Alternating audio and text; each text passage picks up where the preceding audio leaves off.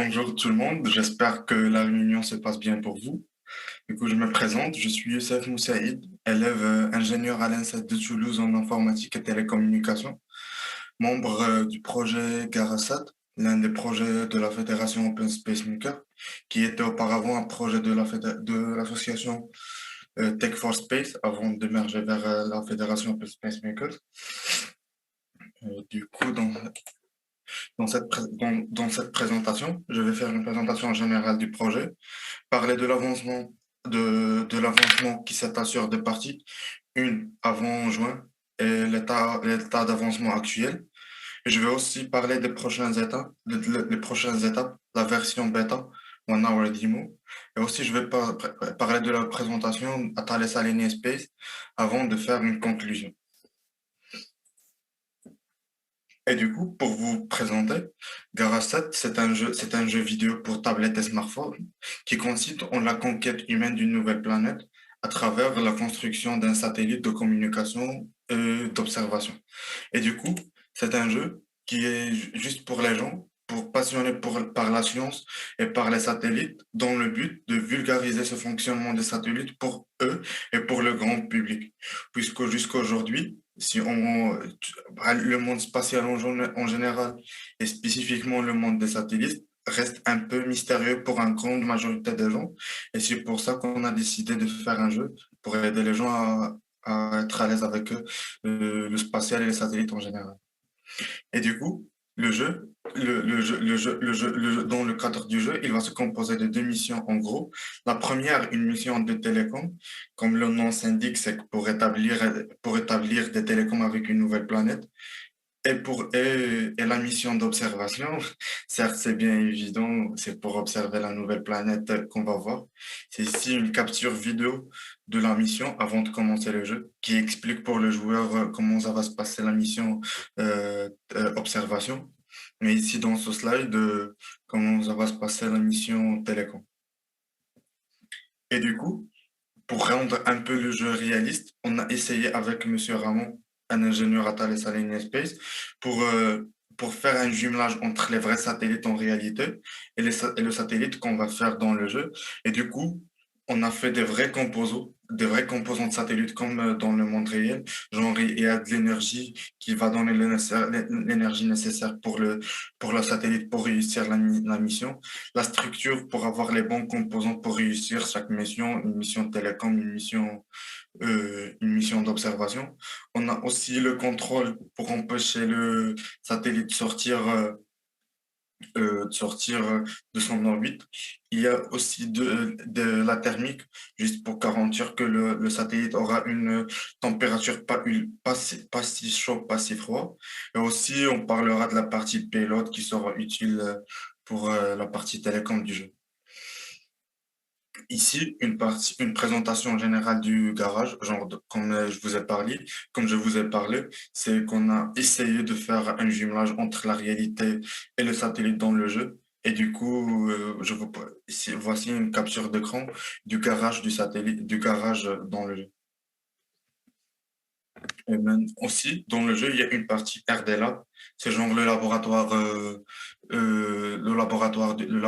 des satellites, là où le joueur sera amené à développer son satellite pour pouvoir passer des missions de difficulté supérieure.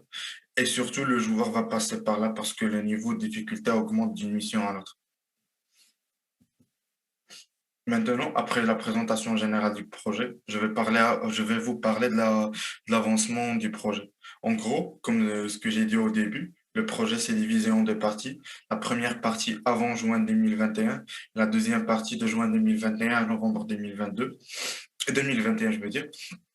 En fait, la première étape, c'était une étape qui a connu un peu un avancement du projet qui était pas, on n'était pas à une grande vitesse. Au niveau de jeu, il y avait beaucoup de bugs, beaucoup de fonctionnalités qui marchent pas. Mais ce qui a marqué cette partie en vrai, c'est que Monsieur Ramon, un ingénieur à Thales Alenia Space, nous a fait une formation sur le fonctionnement général des satellites. Et aussi Monsieur Jorge, un ingénieur logiciel, il nous a fait une formation en tout ce qui concerne le C Sharp le langage utilisé pour le développement du jeu. Il nous a aussi fait une formation en méthode agile et en Unity. Voici un screenshot de l'avancement du jeu avant juin 2021. Et pour la deuxième partie, en fait, lors de cette deuxième partie, l'équipe a passé en vitesse supérieure. L'objectif était de faire One Hour Demo. L'équipe de développeurs s'est organisée de façon à travailler au moins 3 heures par jour ensemble. Et après, on a du temps libre. L'équipe a utilisé Discord pour travailler ensemble. En fait, on était genre des stagiaires en été. C'est pour ça qu'on a décidé d'aller dans un avancement très rapide.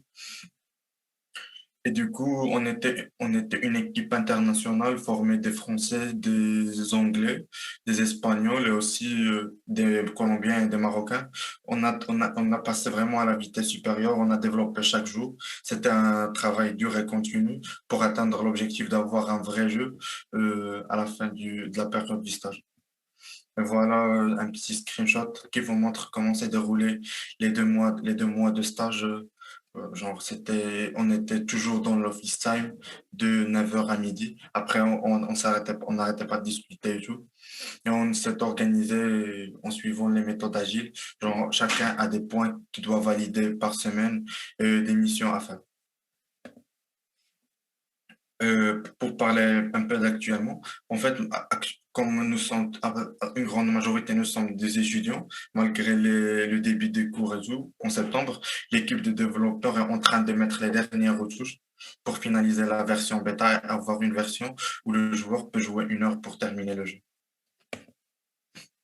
Et du coup, voici plus ou moins les petits bugs qui restent, les petits bugs d'affichage, genre pour adapter l'affichage à des écrans bien spécifiques et tout, des petites tâches qui restent. Après, je vais vous parler de la présentation du projet Atlas Aligné Space. En fait, pour mettre la cerise sur le gâteau, nous aurons l'honneur de présenter notre version bêta le 16 novembre 2021. Atlas Aligné Space, le premier constructeur européen des satellites et qui a financé le projet avec 7 000 euros. Ça serait une grande opportunité pour l'équipe. Genre, c'est un cadeau de la fin parce qu'on a travaillé durement sur le projet, surtout dans la phase d'été. Et ça serait bon qu'on présente que la fin de la version bêta sera présentée à cette grande entreprise.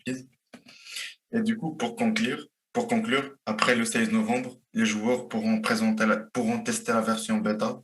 Et surtout, pour plus d'informations, n'hésitez pas à nous suivre sur les différents réseaux sociaux.